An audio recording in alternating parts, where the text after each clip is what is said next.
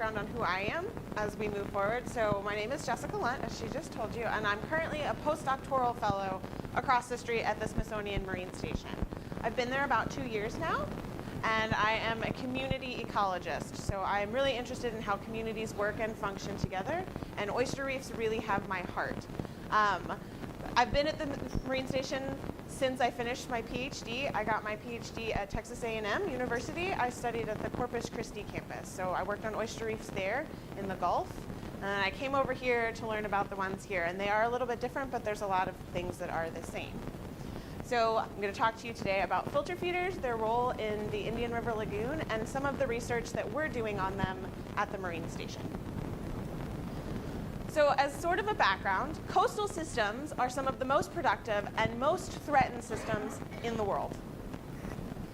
And they're mostly threatened because of habitat degradation. And this stems from two main factors. We have coastal development, and coastal development is a problem in coastal ecosystems because of nutrient loading. So we put a lot of people on the coast, that puts a lot more into the system. We have fertilizer runoffs, things running off from our farming activities, things like that. So we're putting a lot more into the system, and we're also putting a lot more sediment into the system. When we build up these coastlines, we're taking out the natural buffers to the system, and we're allowing sediments to go into the water. It makes it very turbid and degrades the overall water quality. And the other main part of habitat degradation that stems from us is overfishing. So we like the coastlines, we like to fish, we use it a lot for food, we take out more than the ecosystem is able to handle, and it causes a whole change in the community structure. And so one of the really seminal examples of this was on the West Coast. And overfishing back in the 1800s led to a decrease in marine mammals. So we took a lot of seals and otters out of the population for their fur. When the seals and otters were gone, the urchins that they normally ate became very, very, very abundant. And these urchins lived in these kelp forests, and they overgrazed the kelp forest. They ate all of the little holdfasts, their sort of root structure. And the kelps all went away, and they became what are called urchin barrens. And so instead of this beautiful, lush forest of kelp and all of the fish associated with it, we only have these rocky, barren landscapes. And this is because we overfished. And this happens in a lot of other systems, but that's kind of like the most drastic example you can think of, is these terrible barrens from these beautiful, essentially rainforests of the sea. So it's unfortunate that we do all of these terrible things to coastal environments because they provide all of these services for you. I'm going to walk you through these. There's a lot of them. But ecosystem services are things that the environment gives to us that we maybe don't think about. And some of the big ones that are very obvious are things like food. We like to eat things that come out of coastal environments. Oysters, shrimp, crawfish, these types of things. We also enjoy being in coastal environments. So fishing is a big draw to coastal systems. Kayaking, just enjoying the beauty of a local coastal system. These are services that the coastline are providing for us. They also provide habitat. So they bring a lot of other animals. They create these diverse environments that we like to enjoy. Lots of birds, so great birding on the coast. They have a lot of diversity of other little things that we don't necessarily think of, crabs and shrimp, and these provide food for these things like redfish and sea trout and sheep's head that we like to fish for. So they're all working together. They also provide excellent places for education and for science, as I am finding. I'm a marine biologist. I love coastal systems. So people like to live here and they like to learn about it. It's a good educational service that these coastlines provide. Not something you would think of, a service provided by an ecosystem, but education and science are part of that. Some of the harder things to think about, what we don't necessarily consider, are all of the regulation and retention properties that coastal systems have. So these coastal systems act as a buffer zone for us. They prevent erosion. They help keep our houses on the coast instead of in the water. They baffle wave energy. So if we have a big hurricane, if we have healthy salt marshes and healthy oyster reefs, we don't have as much damage to the coastline because it's slowing the water down. It also helps with gas regulation, so producing oxygen for us, taking up carbon dioxide. And some other services that we don't necessarily think about that these guys provide are things like ornamental and cultural resources. So coastal systems are a big part of our culture, especially people along the coastline. They provide materials for art and crafts and things that you put in your homes. Oyster shells especially, you see a lot of them made into candle holders and mirrors, and that's an artistic expression. It's a service offered by our coastal systems. And then historically, oyster shell especially has been a big part of coastal development. Oyster shell was used in some of our original roads, some of our original buildings, and they still stand today and are representative of our cultural heritage. And these are services and money that we get, values that we get from a coastal system that's intact, that we don't necessarily think of how much it offers to us. So for ecosystem services, coastal systems represent about 8% of the world's surface. But they provide approximately 43% of global ecosystem services. So worldwide, what we get from the environment, 43% of that comes from coastal systems. And in 2007, that was estimated to be about $12.6 trillion a year that we derive in value from these ecosystems. So they're very important systems. It's wonderful that we have them, and protecting them is going to be an important part moving forward. Not just because they're beautiful and they're wonderful, but also because we derive a lot of services. Having pristine systems is an important part of us having good, healthy lives. So coastal systems are a lot of things. Mangrove forests, marsh habitat, coral reefs. That's a lot of different things, and I can't study all of them, so I've chosen to specify. And so today I'm really going to talk about filter feeders because that's what I really enjoy. Filter feeders are anything that takes particles out of the water column and uses that to eat. So they sort through the water and they kind of have these little nets, and they grab food particles, and I'm going to talk about that a little bit more in detail later. But these are some of the filter feeders we have in the Indian River Lagoon. It's a lot of things that we think about being filter feeders: bivalves, mussels, clams. It's things that we don't necessarily think about being filter feeders. There are filter feeding crabs, sponges, and these guys are called tunicates, and they're very abundant, and they're these tiny little squishy things, and they filter quite a bit of water. But they show up a lot on dock pilings and piers and things, and you'd see them if you were looking, but you might not necessarily notice what they are or even think that they're a living animal. So filter feeders are a very diverse group, and they do a lot for us. So to talk specifically about the ecosystem services that are just offered by oyster reefs, because that's what we're going to move forward and focus on, I've done this nice little infographic. We have an oyster reef that's really healthy, and it's offering coastal protection, preventing any erosion and breaking those waves before they get there. It's offering habitat for lots of things like crabs and shrimp that we like to eat, we want to fish for. It offers this service called benthic pelagic coupling, and so that's kind of a big word and very sciencey term, but essentially it means that it links the open water system with the bottom. And so it's pulling these phytoplankton in and making it into organic matter with its feces and pseudofeces, which then makes all of those nutrients available for small fish and worms and things that live in the sediments to eat.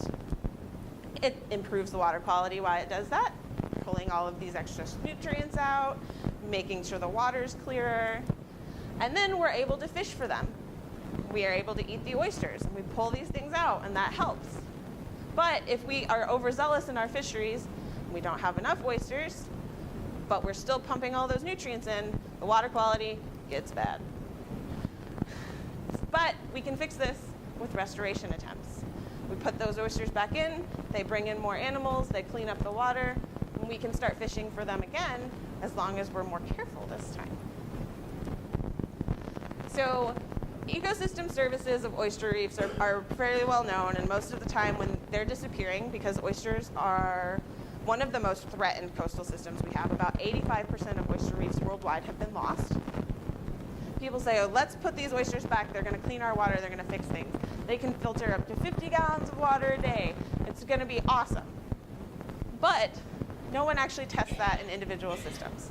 So we have all of this data behind us, 50 gallons a day. They're going to fix the whole problem. It's going to be great. So restoration efforts get going. We have multiple teams in the Indian River Lagoon that are working on restoration.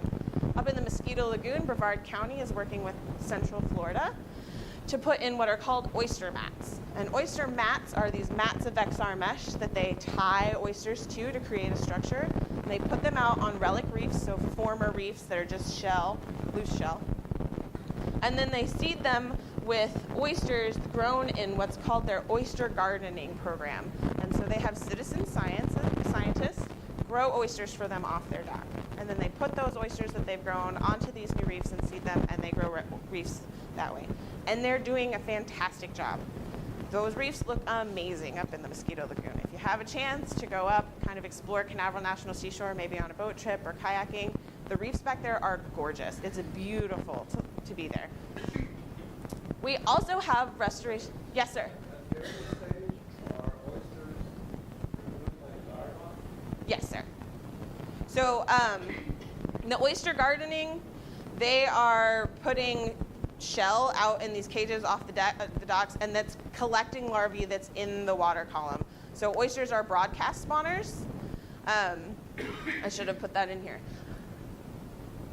Male and female oysters release their gametes. So eggs and sperm go into the water and fertilize in the water column and create these teeny tiny little larvae that swim around until they're ready to settle. And then they look for something that's hard or smells good to settle out on. So oysters are actually much more picky than when we think about them being. So they actually can go down and feel the substrate. They feel if they like it. They look for dark places. They want it to smell like adult oysters, so they can sense what else is going on in the water column. And then they settle. But some of them, if they can't find that habitat because that habitat isn't there, they'll settle on anything that's hard. So these oyster gardens, they settle on these shells, and the citizen scientists go through and count them and clean them and make sure that they're growing well and that there are no predators in there.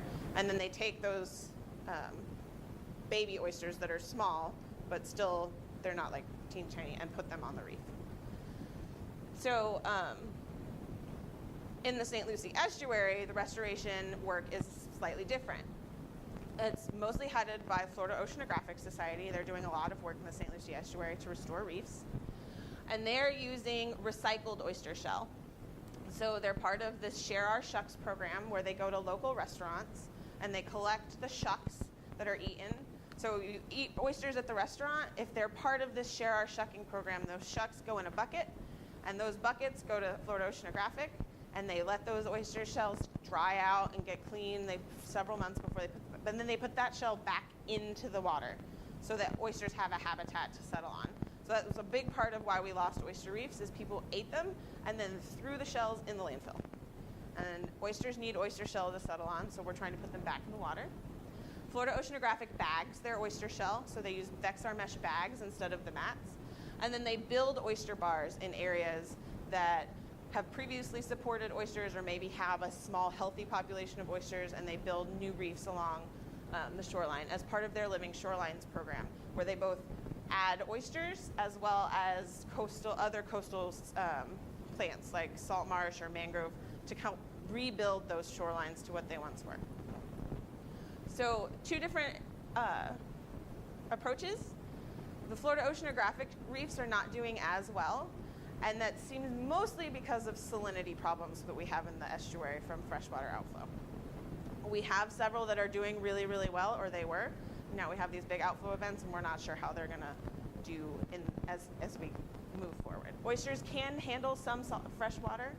They do well in pulse events, but when it's extended periods of time, they are a marine organism, and after a while, it becomes a problem. So we have these 2 different approaches. Florida Oceanographic seeds some of their reefs, but they seed their reefs slightly different. They have an aquaculture facility where they're growing oysters. They're actually breeding them and getting spat, and they take the larvae out and allow the larvae to settle naturally on their reefs instead of growing adults and putting them out there. They're actually taking the larvae out and settling them with a series of booms that are like block the reef off, and then they put the larvae in and say, please settle. And they're doing really well. They're doing really great.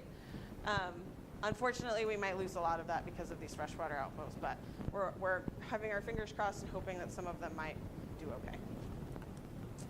But these restoration opportunities aren't monitored. There's nobody out there saying, how successful really is this? What is the diversity like on these reefs? Are we bringing these ecosystem services back? And that's part of what we're trying to do at the Marine Station. We're working with mostly Florida Oceanographic because they are local. It's much easier to work with them because we don't have to drive 2 hours to their sites. But we're working on monitoring, trying to see what's out there and some of what's going on in the IRL. So our three main research objectives at the moment are oyster reef diversity. We're actually looking at what's on these reefs.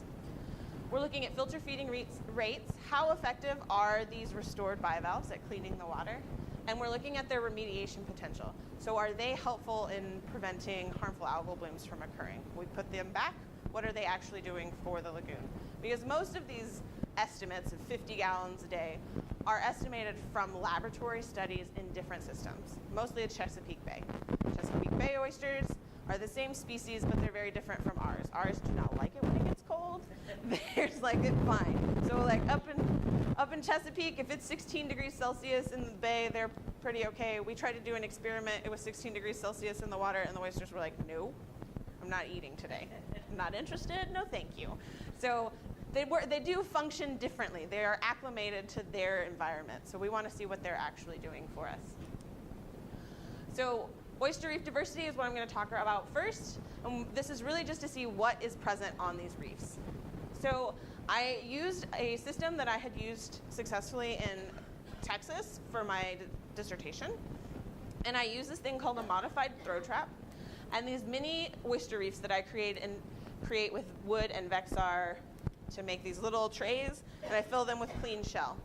And the reason that I did that is because I don't want to actually dig up healthy reef. I don't want to destroy reef to study it. I want to try and study it without harming it. So these guys, we build these, we fill them with shell, and then you can see these little holes on each side. We put pieces of rebar through each side and stake it next to the reef, like right on the edge. So we're not destroying any of the actual shell structure. We're putting it down next to it. It's close enough. I've used it previously. These shells get everybody to come in. We get lots of little crabs and shrimp, and so I can really sample the little stuff that's living in these oyster shell matrices without actually tearing a reef apart. So these guys sit for about 3 months before I go and sample them, try and let them gather what's going on. I put pairs out so I can look at it in the spring and in the fall, just to see if there's a seasonal effect of what's going on these reefs. And then after 3 months, we take our throw trap and we put it over the tray, so it's like a big box. Just throw it over the tray. You can pull the tray up, and then I use this thing called a sweep net, and a big net that looks just like that, and you sweep it through and try and catch anything else that's in there. And so this is a picture of me pulling a tray up out of the throw trap. So this one was not in a great spot. And that's the first summer is always learning what works and what doesn't.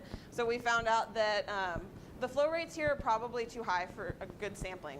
We lost a lot of shells. So that means that there's either a lot of boat traffic right there or maybe a lot of flow, and it washed the shell out, and I wasn't able to get a good sample at this site. Which just means when I go out this summer, I won't put them there. I'll try somewhere else. But we do get some bigger stuff. So you would think that it's the big things could swim away. But we do get stone crabs, quite a few stone crabs. We get occasional blue crabs, which are always very angry to be caught. Always very angry to be caught. Lots of mangrove snapper and lots of pinfish in these samples. And we get Gulf toadfish as well. So those guys are cranky too. They're about this big, and they're really ugly, and they just sit on the bottom. And then they get super cranky at you and croak at you when you try and get them out of the net. So we measure all of these guys. The big stuff, like this, the fish and stuff, is measured in the field, and we release it. We don't kill it. The little stuff does get preserved in ethanol and brought back to be ID'd, so we know what it is. A lot of the small mud crab species are very cryptic. It's hard to identify what they are unless I can get them under the scope and look at some of their claw morphology and things like that. But the big guys get to go free, and we try and do as many fish ID'd in the field as possible and let them go as well. So that's what a sample looks like after I get it all preserved. These are all porcelain crabs. We've got some small, tiny fish, and then these are other little crabs. And they're very small, so that's why I try and put them under the scope. What we've found in the samples here so far is that barnacles really dominate the sessile communities. So there aren't a lot of oyster spat that I'm able to collect. Any that had settled were overgrown with barnacles by the time I got back out there. There are a lot of mussels as well. But we see a lot of the same animals both in the St. Lucie estuary and in the Mosquito Lagoon. So the oyster reef communities are doing pretty well, but St. Lucie is less diverse. And that's probably because of the constant disturbance that they're having. Those freshwater outflow events are causing some of the more delicate animals not to be in those areas because they can't handle the salinity ranges. But we see a lot of the same crabs and shrimp on the reef. So they're attracting a lot of food items, and it's possible that we would have seen more diversity of fish in like a really strong summer when the salinity was higher than it was. And if you're really interested in seeing this in action, there's a great video on the COSI website. We're episode 9 of Water as Habitat. I'm not going to show it now because it's a little bit long. But Ashley actually went out with me and videoed me sampling these oyster reefs. So you can actually see that throw trap in action. So on oyster reef diversity, what we found is initial assessment showed dominance of a few species, especially sessile species. We're going to repeat. Always try and do it over a couple of years to see what that variation is. And like I said, first summer, we find some sites that aren't necessarily the best sites, and we try again. So now I'm going to talk about the filter feeding rates, what we're doing to see how well filter feeders are actually performing in the lagoon. So I'm going to kind of talk about bivalve feeding just to give you an idea of what's going on. So filter feeders actually pull water in through their gills, and all these little dots are these plankton. And these plankton are these small microorganisms and organic matter. So some of it is alive and some of it is just like pieces of seagrass and other things that are organic but are breaking down. And they pull these things through their gills. That's a nice little gill slot. And if it's too small, it goes straight through and back out into the ocean. But if it's big enough, it gets caught. And then oysters can select, and other filter feeders can select which things they want to eat and which things they don't want to eat. They don't just eat everything. If they decide they like it, they ingest it, and it will be processed through their gut and come out as feces. If they don't like it, they reject it, they spit it back out, and we call that pseudofeces. And to look at what oysters are actually eating and not eating out of the water, we use these really things that we lovingly call the monsters. And the monsters are really awesome because we can use them in the field. We actually take these devices out to an area and are able to sample that water and look at oyster or other filter feeder feeding rates in that area in real time. And these monsters pump this water up from the lagoon and into these reservoir tanks. And then the water flows through all of these little tubes into these individual chambers. And the chambers are individualized so that we can have an animal in each one. We know exactly what's going on with each individual animal, and we have replication, which is an important part of science. I'm sure you're aware.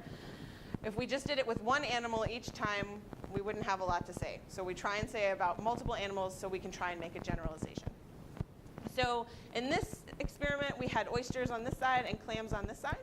Clams were historically abundant, so we thought we would try and see what clams are doing. Are they maybe worth trying to restore because we've had a historical fishery? And how are oysters and how do they compare? So then in each chamber we have an animal except for the one on each end. That's a control chamber. So the control chamber has an empty shell and it's just letting us see how much of what's in the water settles out and isn't being eaten. We want to try and account for what the device is doing to the water quality and not just what the oysters are doing. And then we collect water samples. And we collect the feces samples and put these in those tiny little jars back there are for our samples. So I'm going to zoom in. So these are what the chambers look like. And we have, this is our control chamber. So that's just an empty shell, but we have him glued so he's just a little bit open. We try and make it as much like the actual animal as possible. And then these are these small jars. And we have feces and pseudofeces, which are entirely too tiny for me to have an actual picture of. That's why I have these little circles. So the animals are placed in these chambers, and for 2 hours, we pick up all of the feces and pseudofeces each one makes. And we put these biodeposits in the jars separately. So the front is feces because F for front is feces. Because you try and make it as simple as possible when you're trying to remember what's going where. And the pseudofeces go in the little jar that's towards the back. They do look different.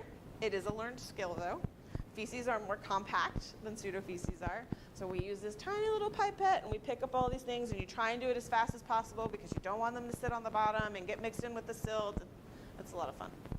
And then we also take water samples, and we take the water sample out of the control well as from the actual water. So we can compare what's in the water that we're trying to pump in, what's settled out because it's gone through the machine, and then we filter the feces and pseudofeces, and we're able to compare what's in the water and what's in the feces and pseudofeces and see what they're eating, what they're ingesting in the feces, and what they're rejecting in the pseudofeces. And all of these measurements are standardized to 1 gram of dried bivalve. So all of the animals that are in this are sacrificed and dried because we need to make sure that size isn't playing a role in what we're trying to measure. So we standardize everything for size of the animal. And that way we don't have to try and find 30 clams that are all exactly the same width and the same weight and all of that. So we standardize by drying. So I've told you that we relate the biodeposits to the water. And in order to do that, we have to come up with this offset time. Because it obviously takes a little while for them to process things through their system. And to do that, we calculate what the gut transit time is. And the gut transit time is the time it takes from the animal to take it in and onto their gills and pass it through their digestive system. And so we calculate gut transit time by when we first get to our system, we put bivalves in little chambers and we feed them really green algae. And then we start a timer when they open, so we can see if they've decided that they're interested in eating today. And once they open, we start the timer, and then we let the timer run until their poop is green. Once the poop is green, we know that they've been eating. The green stuff is what we gave them. That's how long it took. So that's the offset time. So we would start doing water collections, and if the gut transit time is an hour, which it generally is, right in that area, we start water collections. We don't start biodeposit collection until an hour after water collections have begun. And both run for 2 hours. So this method has a lot of benefits. The reason that we do this, even though it's very tedious to try and learn what feces are and what pseudofeces are and how to separate the two, is it gives us quantitative data. It actually gives us hard numbers of what they're doing in the field. It's reliable. This system was developed by one of my colleagues, and she has used it in multiple systems around the world. It's worked well with multiple filter feeders. So it's this really great, reliable system. It also gives us water quality data. It lets us see what's in the water and what the oysters are actually doing for it. And it gives us lots of feeding behavior parameters. So feeding behavior parameters are things like clearance rate. How much water are these animals actually pumping in this system? How much are they actually taking out of the water? So we hear the 50 gallons all the time. Are these guys actually filtering 50 gallons? Not generally here. How much are they clearing? How much are they filtering? What aren't they eating out of the water? So what is being taken from the water column and being put in the sediments? And how much are they actually absorbing? And that absorption efficiency is a really nice number because it essentially tells us how happy these guys are to be there. So how much organic material are they getting to assimilate and work on, and how much are they having to work to eat? So I have this really cool video of us setting up. Huh? Yes. It's a time lapse of one of our field days, so you guys can kind of see us bring all of the stuff out and put it all up. And oh no!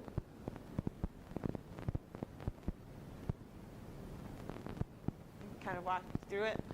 So this was a really crazy day, but you do your experiments when you can. So if it's windy or if it's rainy, we're still out there. You can see us setting up these monsters, as well as the filtration station. So all those water samples that we collect, we filter in the field. Instead of trying to take a ton of little vials back, we filter them out, clean them with an ammonium formate solution, which removes any salt, so we're only getting that silt and sediment and organic matter. And then you can see Eve and I sitting at these little things, hunched over, trying to pull all these feces and things out as the course of the day winds on.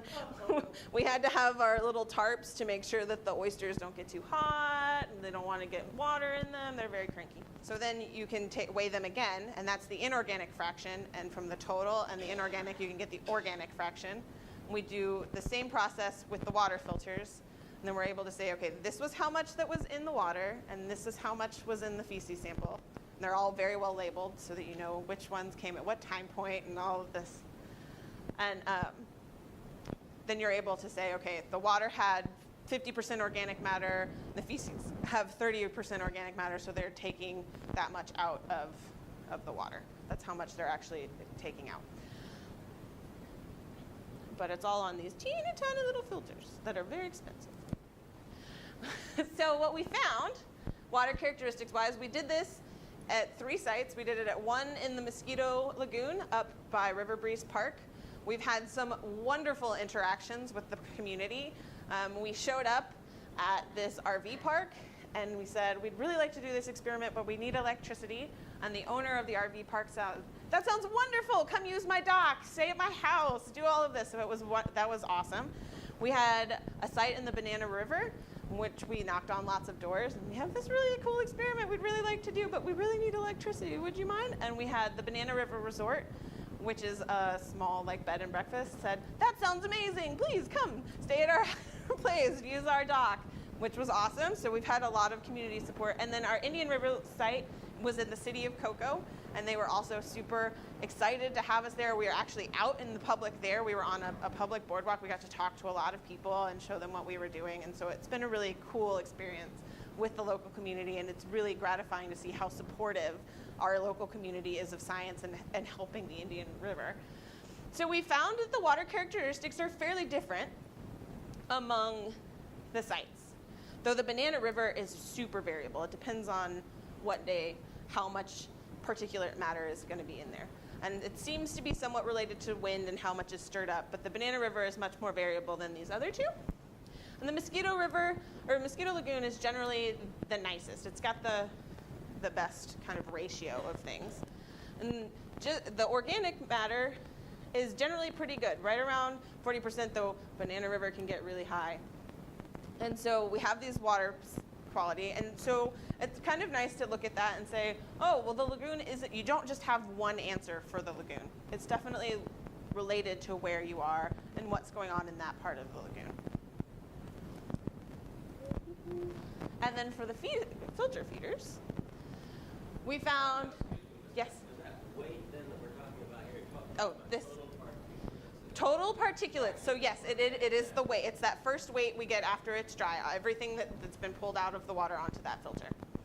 And then the organic matter is the percent from that second drying and the subtraction. Okay. And then for the filter feeders, we found that oysters clear about 2.5 liters an hour, but clams only clear about 0.5 liter an hour. So they're much less efficient at pumping. They're much slower. And they're filtering, so this is the amount that they're pulling out of the water. That's the difference between clearance is the amount of water they're actually passing through their gills. Filtration is what they're actually removing. So oysters are removing about 35 milligrams of matter from the water, whereas clams are only doing about 10. And so they're getting a whole lot less. And we found that this is because oysters reject about 52% of what they're pulling through their gills. They're really lots of pseudofeces. They're not interested in all of this. They're very picky, very selective. So they're ingesting about 7 milligrams of organic matter, of things that they really want. And they have this really high absorption efficiency, which is, like I told you, like the happy quotient. How happy are they? Clams only reject about 30% of what they're getting. And so we know that a lot of this isn't what they want. So clams are obviously not quite as good at getting out the inorganic stuff. They're not quite as good at that. So they have a much lower organic ingestion rate. They're getting a lot less organic matter for every hour they're working. Yes, sir? Yes. We are trying to figure out what they do. But barnacles are very picky. And so every time we've tried to pull them into the lab and actually measure their feeding, they're like, no, I don't want to. And so we're working on developing methods that we can actually look at what the barnacles are doing. But it does seem that barnacles generally eat things that are much bigger.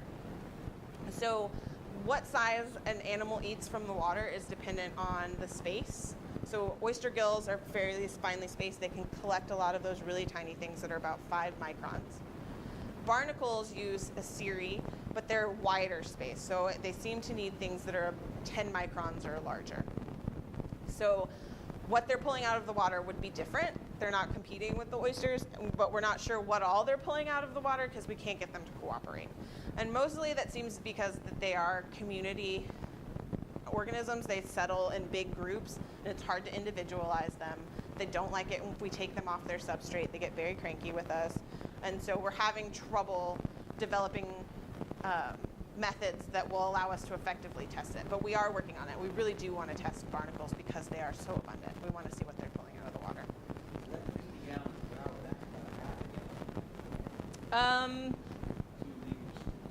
2.4 liters an hour. It's like 10, I think we've decided. They do better, but yeah. Okay, so yeah, it's really low here compared to what that 50 gallons. It's way off. Yes, that's what we found in the Indian River Lagoon. It's way off. It's way different than, and like I said, that 50 gallons is this like perfect laboratory environment. We gave this oyster exactly what it likes. We didn't make it work. How much did it filter? So they can be very efficient, but generally it's much lower because they have to work hard to get what they're eating. So, and that was kind of the look you guys have said. And I'm not saying restoration isn't wonderful. I think restoration has a lot of benefits, but it's definitely not the cure-all that they initially said it was going to be.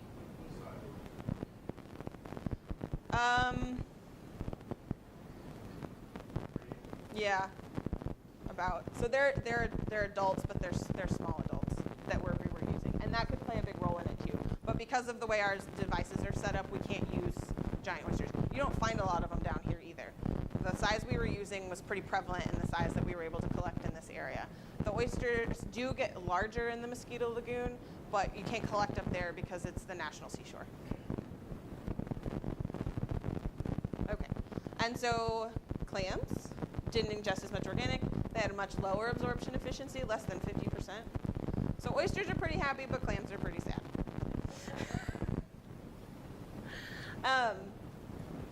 And this is what we found. So essentially, what we're coming to is that oysters are really good sorters. And so if the water quality gets kind of bad, they're still able to live and be happy in these environments because they sort really well. They do better in silty waters than other bivalves that struggle to sort, like clams. And clam restoration right now won't be successful. And this was something we were really interested in. We've heard a lot from people about how there used to be this clam fishery, and it just kind of went away.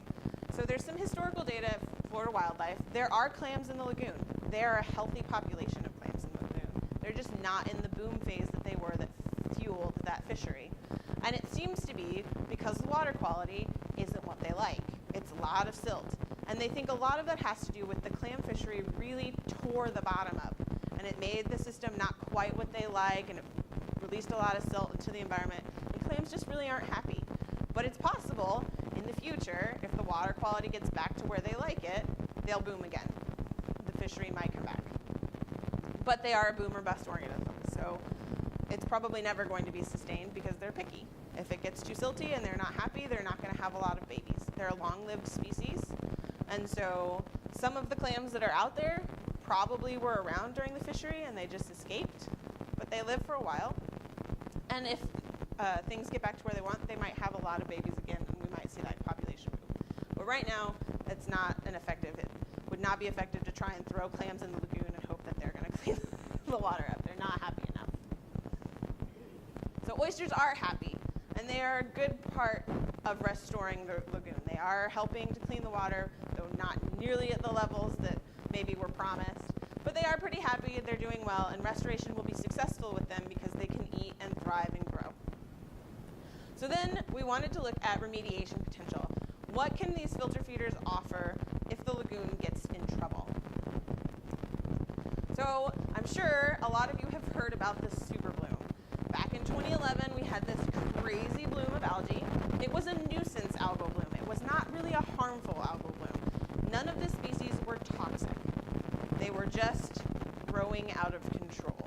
So a harmful algal bloom generally refers to something like red tide, where the organism that's blooming releases a toxin that causes problems for humans or animals.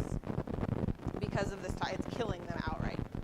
These guys were just blooming out of control and causing a whole lot of problems that weren't related to a toxic species. But this is the most intense bloom that the Indian River Lagoon had seen, and we saw chlorophyll A levels way over 100 micrograms per liter, which is like 5 or 6 times what we're used to seeing in the bloom. And you can see in December of 2010, we're starting to see some bloom, this red stuff up here in the Mosquito Lagoon, and then it gets just terrible by the next year. That's a year later.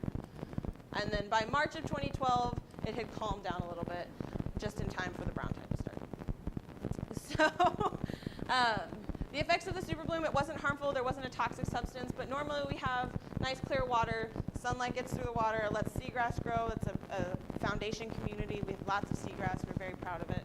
The bloom happened, there's no sunlight penetrating, and it caused a major die-off in seagrass. We lost about 50% of our seagrass coverage in the lagoon as a result of this super bloom. We also lost a lot of animals because of it. So, and it was mostly because it threw this whole food web off balance. You took the seagrass out, you lost prey items, and it trickles up. It wasn't because the algae was actually poisoning these animals, it was just a lot of other problems. And it also got really thick that it was causing problems for animals with gills. It was clogging their gills. If they were small enough, they couldn't get away. So most of like the large fish and stuff were like, I don't want this, I'm gonna leave it. So we had a lot of problems because of the super bloom. And we wanted to see what filter feeders might be doing to help prevent blooms, or what they can do to control blooms in the future.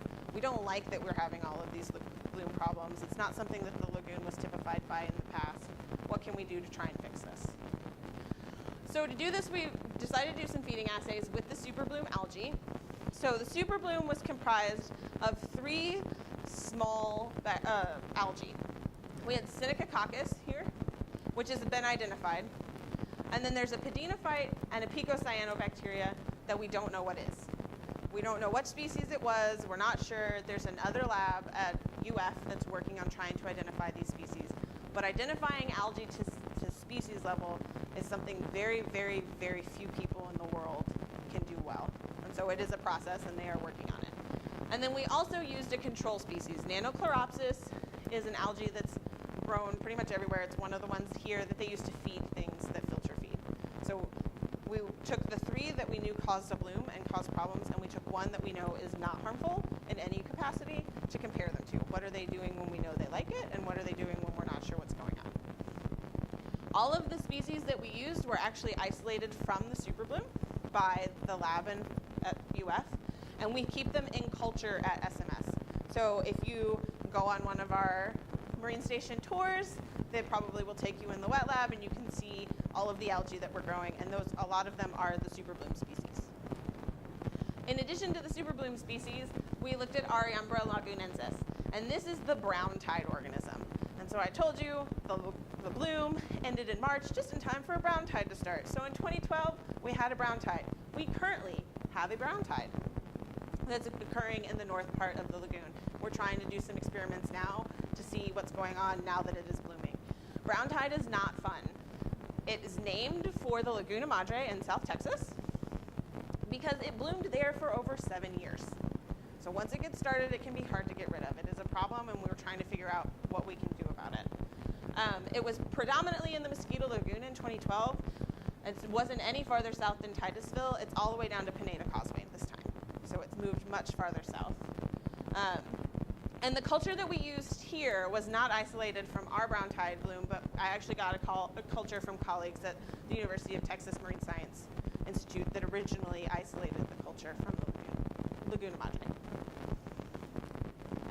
And so we took these bloom species, and we were feeding them to several bivalves. And so the ones we chose were either historically important or very abundant. We used The oyster, of course, that's what we're restoring. That's what we're trying to use to fix lagoon problems. We use Mercenaria, that hard clam that was historical fishery.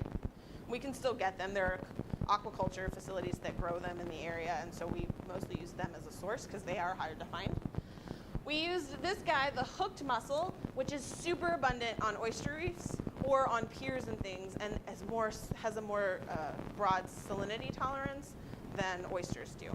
So if you've been out and you've seen mussels growing on a pier or down in oyster things, it's probably this guy. And then we also use this clam Rangia, and it's a more freshwater clam, but it is very abundant in parts of the estuary, and so we just thought we would try it and see what this one was like. And to do these feeding assays, we of course did them in the lab. We don't want to introduce these bloom-causing species back into the lagoon. And so, as you can see, it's quite the undertaking.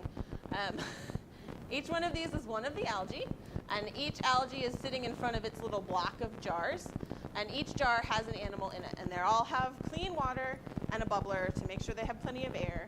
And so on the first day, we add algae to each jar.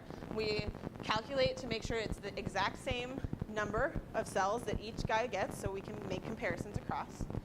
And so we do this as fast as we can. We try and add them to all so we can get as accurate measurements as we can, and then we take samples from each jar every 5 minutes for the first 30 minutes and every 10 minutes for the second 30 minutes to look at depletion of these cells over time. What are they actually eating? And then we leave them there, and we feed them their algae over the course of several days, and on the fourth day we come back and we feed them for the last time and we do all those samples again. And as you can see, we need lots of hands and it's very crowded, but we manage. And then after that, we sacrifice all those animals again so we can standardize to the dry weight. We want to make sure that we're not putting any sort of variation in because of the size of our animals. And then we process all those tiny samples. And each one of these holds about 100 samples, and all three of these are, well, this one's not full, but these bottom three are full, and that's one algae type. So we ran thousands of samples. And we were so glad we have this really cool piece of equipment called a flow cytometer. It's one of the really neat things that the Marine Station has. It's a piece of equipment that we've adapted from biomedical research, and we're able to run these samples through, and it counts how many cells are in our little water sample. Yes, it's so helpful. Each sample takes about 30 seconds, so it takes about a minute a sample. It still takes us forever, but it's really nice that it does it so quickly for us. And we're actually able to look at depletion over time and get a clearance rate for each animal on each algal species. So these are our results graphs. I put these little brackets here so you know approximately where they normally eat. So those are the published clearance rates for animals. So clams have lower ones. Hard clam is 1 to 1.5 liters. Rangia is really low. Mussels are 2 to 3 liters. Oysters are 2 to 3 liters. Those are the published rates for down here. And then you have, nobody liked Synechococcus, all very low. Ario seems to have an effective day. At least for the clams, it seemed like the clams liked eating the brown tide the first day, but by the fourth day, they're like, I'm not sure I like this anymore. We didn't see statistical significance with that, but it does look like there's a drop-off in their clearance rates. The mussels did sort of the opposite thing. They were like, I don't like this and I don't want to eat it. And by the fourth day, they're like, I'm starving. Please just feed me. And then we have Pedino, which is really high. They all seem to really like the pedinophyte, which is much higher even than the nano. So this is that control species that I told you about that we know they'll eat. So the statistics are very complicated, but essentially what we got is clams don't eat nearly as much as oysters and mussels do, and that they're kind of picky about different species. Synechococcus apparently tastes really gross, but the pedinophyte is delicious. So they're a lot more selective than we give them credit for. I think a lot of people think you throw a bivalve in the water and it just cleans everything up, but that's not the case. They like to eat what they like to eat, just like anybody else. And the filter feeders may help control these blooms, depending on what the species is. Some of the algae they really did like. Some of them they were able to handle for a little while, and then it got to be too much. Brown tide is one of those species. It gets cloggy in their gills, and that might be part of that problem. So what we would like to keep going is, as I was talking about earlier, we want to try and do barnacles. We want to try and do tunicates. These are two really abundant filter feeders that are available in the lagoon, but they have been very picky about how we can keep them in the lab. We keep collecting them and trying to make them happy, and they're generally like, not interested. Thank you, though. So we'd like to do that. We'd also like to do full communities. So we have these panels, these little square tiles that are out in the lagoon right now that are collecting these sessile communities. So the tunicates and the barnacles and everything, sponges are growing on them. And we're hoping to pull them out and do an assay on this full community. What does a full community do for the water quality? Instead of just this individual animal and trying to scale up, we want to look at what this community assemblage might do. Because they might do more together than they do individually. And we also want to look at how changing conditions affects these flow rate, or these clearance rates. So everything we did in the lab is at the salinity we know they like, it's at a nice temperature, but it's possible that the stress of lower salinity or much higher salinity could change their feeding abilities. It's possible that temperatures that are outside of their preferred range might affect their clearance abilities. It's possible that changing the two things in concert could really throw them off. So we'd like to see how that is all affecting what they can do, both for blooms as well as just in general. What is that doing in the lagoon as these conditions change? Because as we said, you know, these perfect laboratory conditions that initially got that great clearance rate and that wonderful number aren't realistic. It's not realistic to think that it's always going to be this perfect condition. So for remediation potential, we found that filter feeders are an important part of a healthy Indian River lagoon. They can help control some of these blooms, but it isn't as simple as saying we're going to throw filter feeders in the environment and they're going to clean it.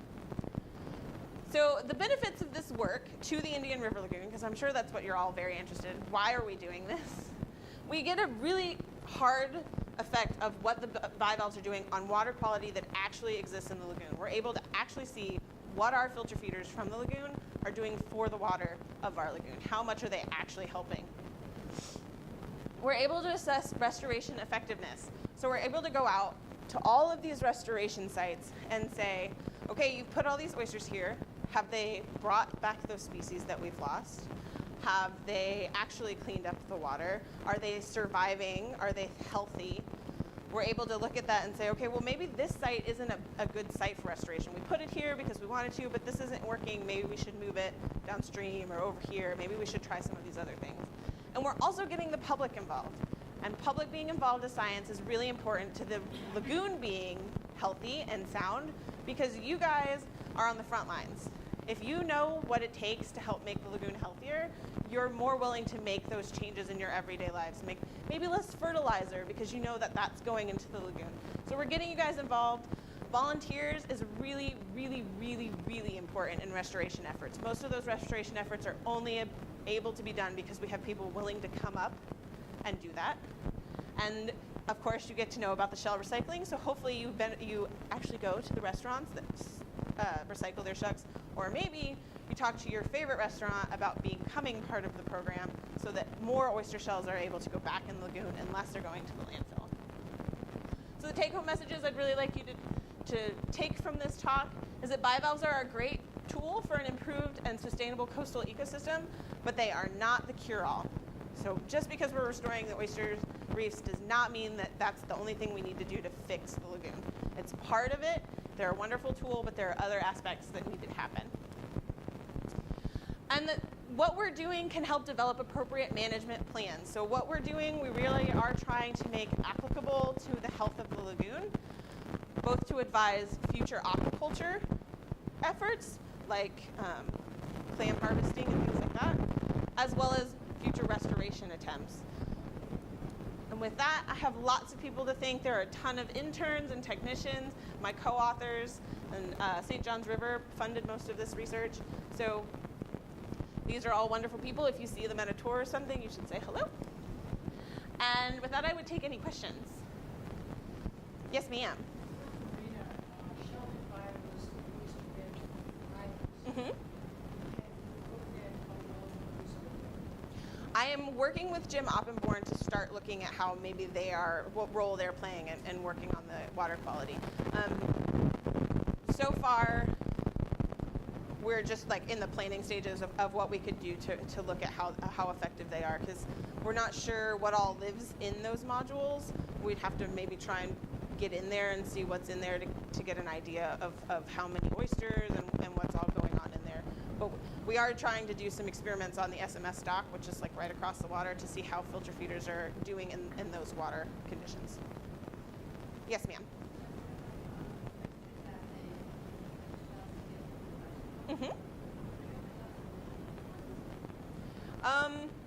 So a lot of the commercial oysters that you eat are from Texas. They're from the Gulf Coast. Just because it's kind of the only one that supports a really strong commercial fishery anymore. Some of them are from Chesapeake. If they're not Crassostria virginica, which is our eastern oyster, there are some oysters from the west coast that are different species that are sold. But the important part is that it's the substrate. So it doesn't matter that we don't want them harvesting our oysters here in the lagoon. They're not strong enough to support that. So all of that shell that's collected is washed and it's laid out on tables to cure, what they call curing, for I think 4 months is the minimum. It's set by Florida Wildlife. Like they have regulations for how long you have to wait for the shells to cure and make sure that everything would have been baked off before they go back in the lagoon. So we're not introducing anything from other ecosystems that way.